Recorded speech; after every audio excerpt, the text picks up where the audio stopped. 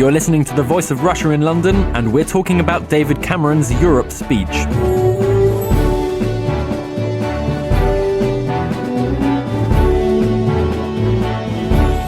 So David Cameron has finally delivered his long-awaited speech on Britain's relationship with the European Union. If he is re-elected in 2015, he wants to renegotiate the terms of Britain's membership and then offer the British people a referendum on whether to stay in the EU under renegotiated terms or leave. Reaction has been mixed both at home and abroad. Polls show no jump in support for the Conservative Party, while the proportion of people who say they would vote to leave the EU has fallen over recent weeks. So is this speech a milestone in British history, or is it just an attempt to kick a tricky political issue down the road until after the next election? With me in the studio to discuss this are George Eaton, editor of the New Statesman's Staggers blog, Dr. Henning Meyer, editor of Social Europe Journal and a senior visiting fellow at the LSE, and David Coburn, London Region Chairman of UKIP. And on the phone we have Nikki Sinclair, an independent member of the European Parliament and co-founder of the We Demand a Referendum party. So I'd like to ask our guests the following question. Will there actually be a referendum in Britain in some shape or form on EU membership? Nikki Sinclair, this is your party's defining issue, so let's start with you. What do you think? I think he's tried to be Houdini and please all people, but I think history will show him to be more like Tommy Cooper. I think that he's done the prime ministers and governments since the 1970s have fed us on jam tomorrow when it comes to Europe, and I think this is another case of beating us jam that will never materialise. George Eaton, do you think there will be a referendum in some shape or form on EU membership?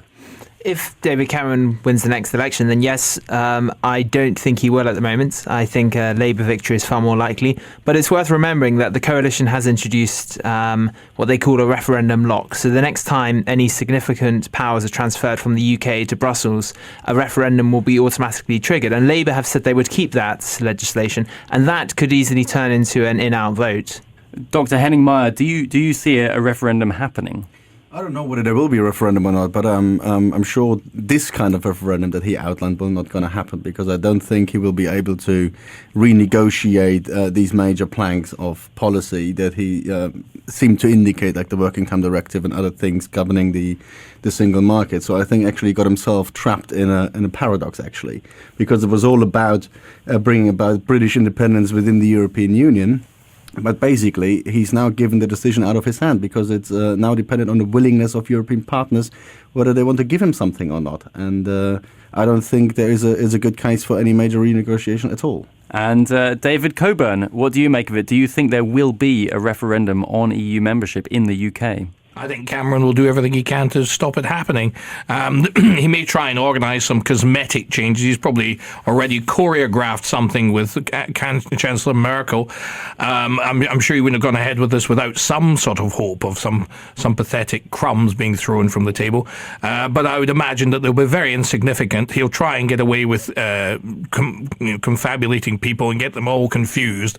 And but I don't think people are going to wear it. The UKIP polling has held up very strongly, according to today's Times, and the Conservatives are not gaining a great deal from this. And I think eventually Mr. Miliband's going to have to come to grips with the fact that UKIP are taking so many votes from him in the north of England that he better get it to grips with this and offer some sort of a referendum himself. I think that in the end, UKIP has forced this issue. UKIP have brought the establishment to the point where they have to offer something. And this is just the beginning. I think there's a sea change now, and Cameron's just kicking the can down the street as long as he can to keep his own party happy. Well, I totally refute that last comment. It wasn't UKIP that did this. There was a big debate about 14 months ago in Parliament that followed a 100,000 petition, and that led to 81 rebels that really put this agenda on the map. And that was not UKIP's campaign, that was my campaign, the We Demand a Referendum campaign. And actually, the UKIP refused to become part of, and its leader, Nigel Farage, publicly refused to sign that petition. So, and UKIP is trying to claim the credit for that. UKIP didn't want to play any part in that at all. In fact, 25% of UKIP members do not want a referendum because they fear losing it. And, I was in UKIP for many years, and that the arguments in branch meetings and even in the national conferences, they do not, 20 a good quarter do not want a referendum because they think they're going to lose it. UKIP have just jumped on this issue as a bandwagon. David Coburn, is it the case that a quarter of UKIP members don't want a referendum on Europe? That's absolute rubbish. And Nikki ran for leadership against Nigel, lost, and the members didn't want her. No, I didn't. And she was terrified of... I never ran against No, Nigel. she wanted to, though. But anyway, the long and the short of it is that... You're full of rubbish. Well, what's most important is that you can sign as many petitions as you like, but the only thing that makes the establishment sit up and take notice is when you threaten them. And when you see seats like Rotherham, where UKIP came second with a very high score, and Cameron is terrified of UKIP. He's not terrified of Nicky Sinclair, with all the best will in the world. What happens if Cameron does get re-elected but can't really wrest any concessions at all from the EU? I mean, first of all, I think we will know way before the next general election whether there will be a serious renegotiation or not. I mean, it's just an illusion to think that in the next 2.5 years nothing major will happen in the European Union. There will be major change, especially in the Eurozone, and we will be knowing very, very soon whether there will be a serious renegotiation or not. And why I don't think there will be a serious renegotiation is simply the argument that you cannot have 28 different sets of rules for the soon-to-be 28 members of the European Union. You cannot govern a club like this. So there's only one way out that I can see, and I'm not sure whether he actually checked this with Angela Merkel, who herself faces an election in the autumn, which she might well lose. So the question is whether there will be a multi-speed European Union going forward anyway.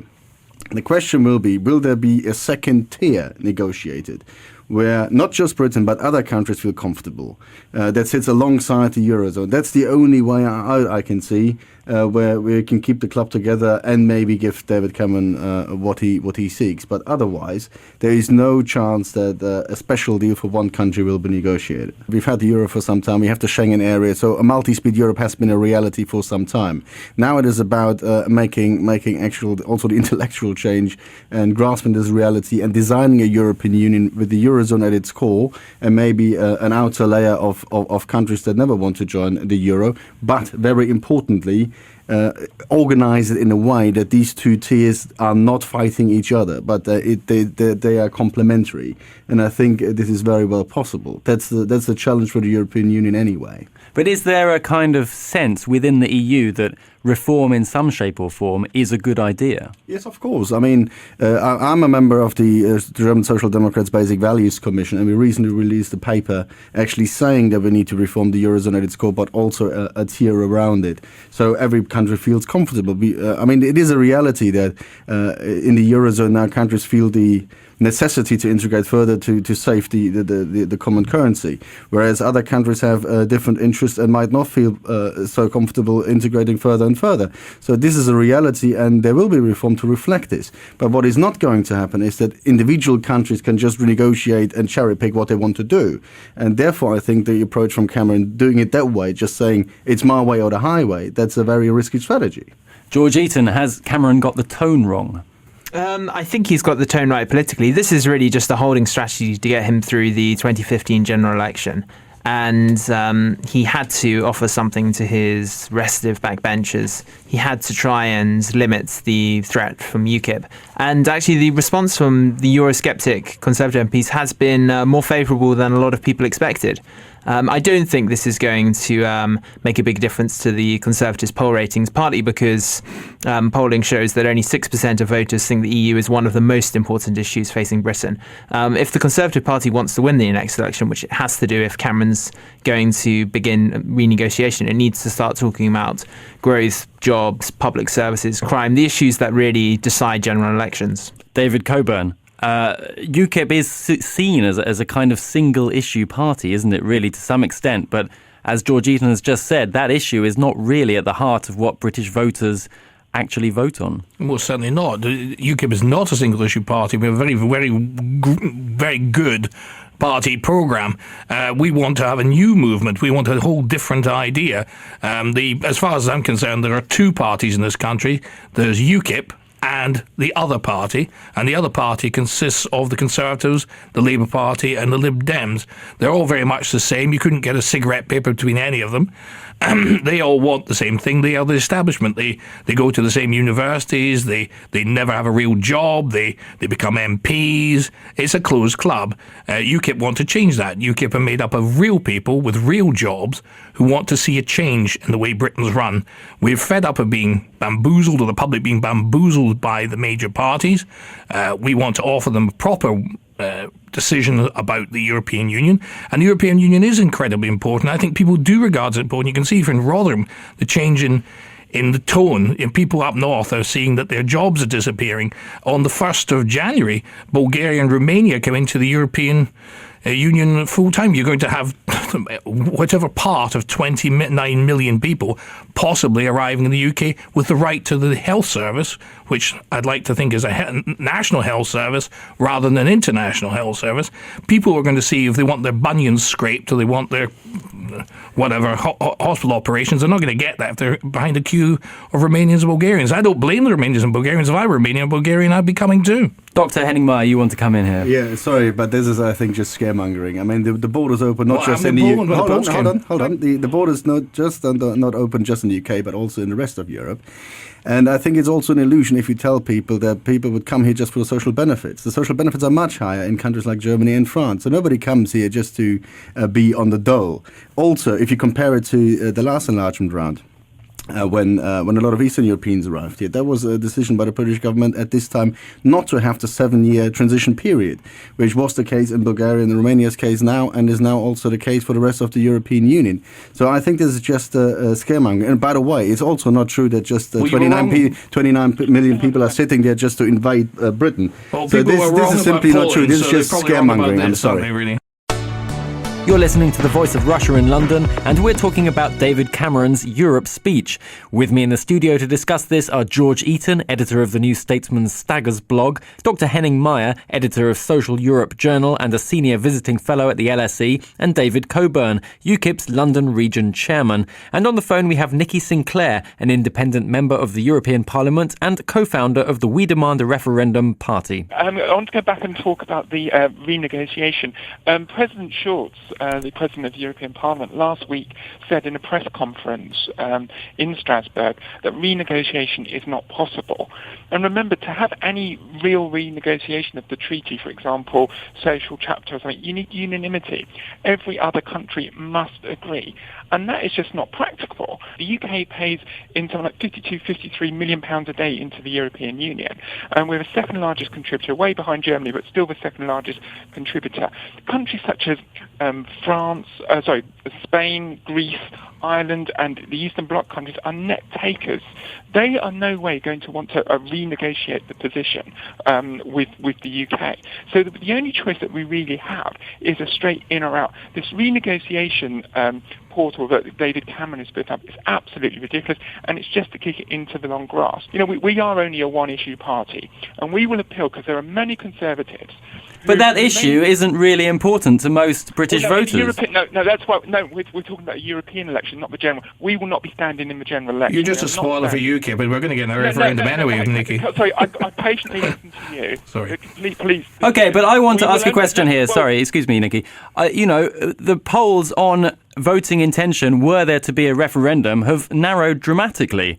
A couple of months ago, there was a strong sense that British people, if they were asked the question directly at that time, would say, yeah, let's get out. But now the latest polls are 40% would vote to leave and 38% would vote to stay. You may demand a referendum, but there's no clarity on the outcome. Absolutely. And let me tell you our position on why it's so different from UKIP and why we're not a spoiler to UKIP. Briefly.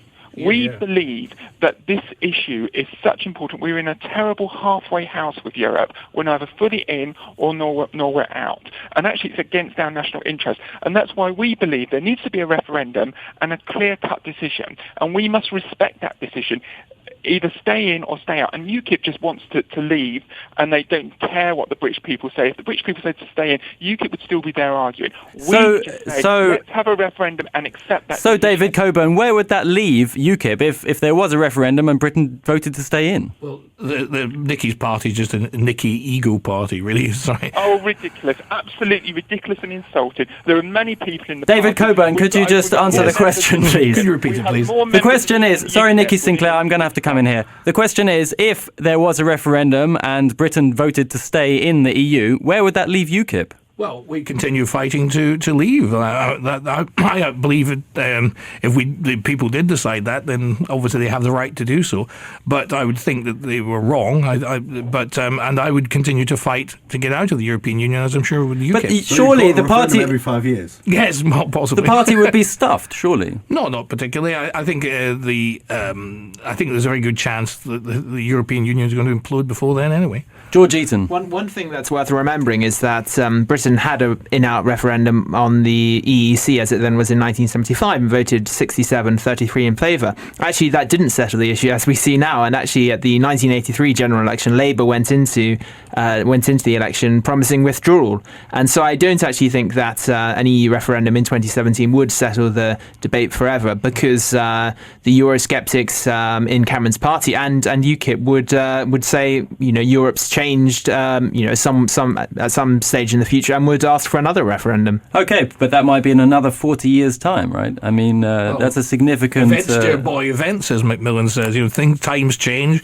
The European Union could go into nosedive. The euro could explode, which I think it probably will do as a form of currency broker. I can tell you that. Dr. Henning-Meyer, is the euro going to explode? No, it's not going to explode. I mean, I don't think the currency traders, they might try to make it explode, but so far they have not had much luck in bringing it about. But the thing is that this is a very important point about the general sense or the reasoning for a referendum at all. Will it settle the debate? No, it doesn't. We've already heard from UKIP they're going to bang on about it regardless. So they're going to call for referendum every 5 years like a general election. You're always with the argument something in the European Union has changed. This directive we don't like, that directive we don't like. So this is a completely new deal. Also the argument that the referendum was in the 70s on something completely different. All the way, every single treaty was signed by the British government that was elected by the British people, just like the governments from any other EU member state. So you can already see that this is not gonna resolve the debate in one way or the other. And by the way, that's not just UKIP. That's also the Tory backbenchers. They don't want to have a renegotiated deal and then stay in. They want out. And as long as they don't get it, they'll go on arguing this. So who, in your opinion, looks better? David Cameron has played a populist card, if you like, by at least chucking the idea of a referendum out there. Miliband has said he doesn't want one. After the kind of initial reaction, who's going to turn out looking better? So at this point in time, I think it is definitely Ed Miliband who's in the best position. I mean, just think the scenario. If Cameron gets a serious renegotiation, which I don't think is possible, then he's in a good position. Then he can say, well, I've wrangled something out of the European partners that they were reluctant to give, and then he can put it to a vote. But if he can't get anything out of it, which I think is likely and which will be known before the next general election, he's weakened. The old divides in the Tory party will come back. And Ed Miliband said, well, I didn't promise an in-out referendum at this point of time because there were too many ifs and buts around. We don't know what the deal would be. We don't want to create years of uncertainty, especially if there's a weak economic recovery or the triple-dip recession on the way, as we know since this morning.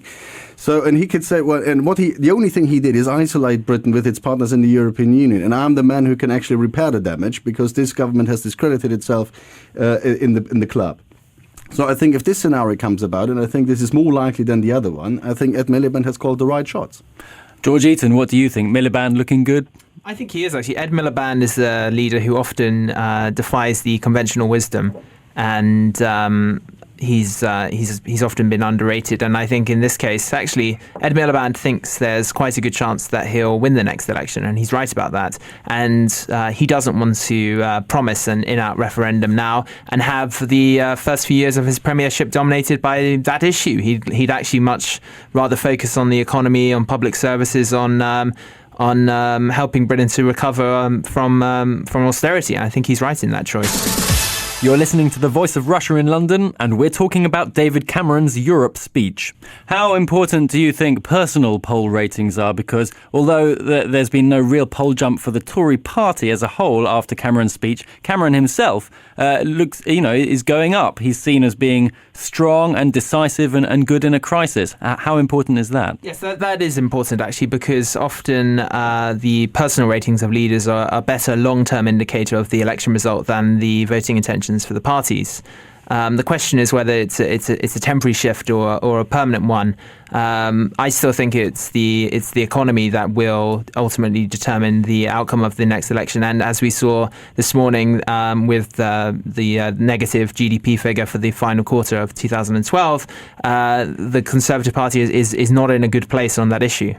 David Coburn, given that some of our guests are saying that Cameron will not be able to get any concessions out of the EU, and we will know that before the next general election, where does that leave UKIP, do you think? Well, I think it leaves UKIP in a very good position as the only proper anti-European party. I think we will take a lot of seats at the next election. I think the Labour Party, contrary to what the gentleman said about Miliband, I think he's not very good. He's never held a real job in his life. Another hereditary Labour Party aristocracy.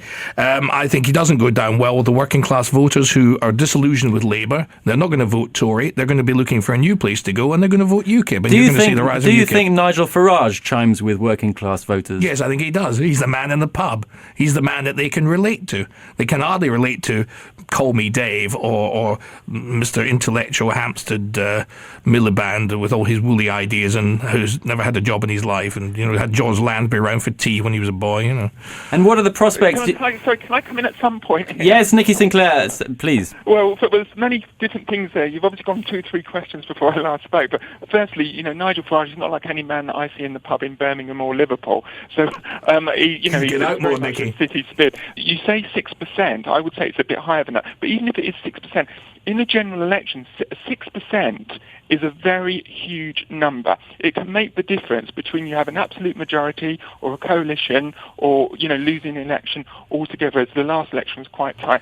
So are you hoping that your party will be a part of a coalition? No. Well, I've already said we're not standing in the general election, so we're not going to be part of any coalition. We are not standing in the general election. You wouldn't let me explain our position earlier, which, if you'd allowed me... It's a very confused position, Nicky. The position that we are going to do, and please let me finish so I could explain our position. We will stand in the European elections only. We're not standing in any other election, only the European election in every single region, and we will have on the ballot paper, we demand a referendum. It will be a clear statement for people to vote on. This issue has been a cancer in politics now for 30 years.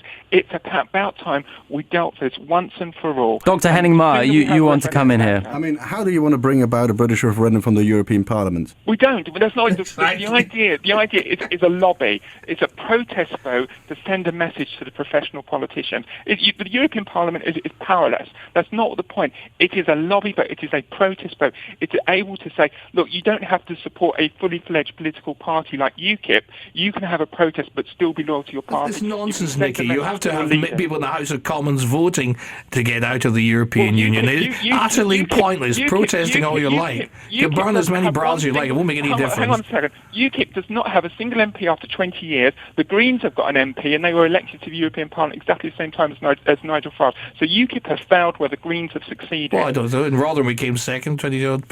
George Eaton. Come second, you might as well come George last. Eaton, I want to ask, in the next general election, given the sort of personal enmity between David Cameron and Nigel Farage, and yet the spectre of UKIP doing relatively well, how do you think things are going to play out? Is there the possibility, for example, of a coalition there? Farage has ruled out any sort of deal with the National Conservative Party. However, he hasn't closed the door to local parties making deals in particular seats, so not running against, say, Conservative MPs who support withdrawal. I do think UKIP is a much bigger problem for the Conservatives than it is for Labour. I mean, they are taking some votes off Labour, but the polls show they're taking far more votes off the Conservatives. There were 20 Conservative Labour marginals at the last election where the UKIP vote was bigger than Labour's majority. And I think actually UKIP will help put Ed Miliband in Downing Street.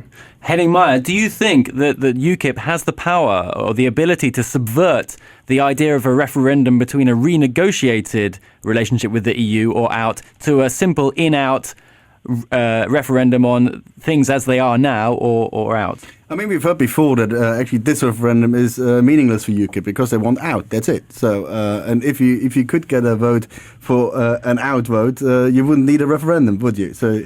Therefore, I think we've established something very important, that whether you have a referendum or not, this issue is not going to go away. So what's going to happen over the next few years or so is that the argument for Europe has to be made properly. And there are an awful lot of myths around there, especially about the economy. And what the relative dependence is. I mean, it should be very obvious that if the terms of trade worsen, the UK will have worsening terms of trade with 26 export markets, and amongst them 4 out of the top 5, whereas vice versa, each of the 26 only has deteriorating relations with one export market, albeit an important one. So I relish the opportunity that over the next few years there will be an opportunity to discuss the topic of Europe, and as you've seen, once the argument actually focuses on Europe, the opinion polls change as well. Can I also say that in Germany is now overtaken France as Britain's greatest trading partner in Europe. Yeah, but that's only a one-to-one relationship. Yes. You would have worsening relationship with Germany, yes, France, the Netherlands, Ireland, and all the other countries. I don't think Germany wants to sell less Audis, less whatever Volkswagens over here. But Germany is much less reliant on exports into the UK than the UK is reliant on exports into the rest of the European Union. Britain needs to be out of the European Union in order to do free trade deals with the emerging markets in Asia. We need a new Elizabethan age where we actually do business wherever business is, not be strapped to this sclerotic European corpse which is going down the road. And all you have to do at the moment, Germany is going to be left as a sort of colonial power, propping up countries like Greece and Italy and Spain, and that's just going to destroy the German economy. We'll be out of it. We'll be doing business with Asia, with China, and making a lot more money. That's obviously not true. This is thank you for saying this, because that's my favorite UKIP myth, actually.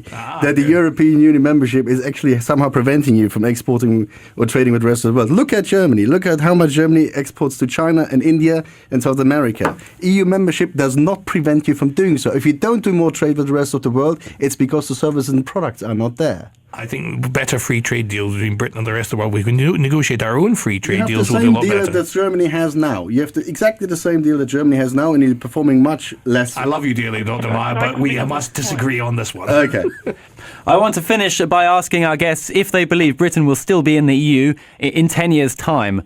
Dr. Henning Meyer. Well, I hope so. I mean, I think the European Union is stronger with Britain in it, and Britain benefits from the European Union as well. But after all, I mean, it's a decision that has to come out of the political process. I hope so, but obviously there is a chance that this is not the case. David Coburn. Will Britain be in the EU in 10 years' time? We'll be definitely out. Nikki Sinclair, what do you think? I think the political situation is inevitable that the UK will be out of the European Union or whatever that may be in 10 years' time. That's regardless of UKIP or anyone else. I think the situation is inevitable that the UK cannot survive in the European Union long term. George Eaton, are we in or are we out? I think we're in because I think people feel there's enough uncertainty around without us plunging off the cliff and pulling out of Europe. So I think the people would side with the status quo, as some may say, the devil they know. I'd like to thank my guests, George Eaton, editor of the New Statesman's Staggers blog, Dr. Henning Meyer, editor of Social Europe Journal and a senior visiting fellow at the LSE, David Coburn, UKIP's London region chairman, and Nikki Sinclair, an independent member of the European Parliament and co-founder of the We Demand a Referendum party.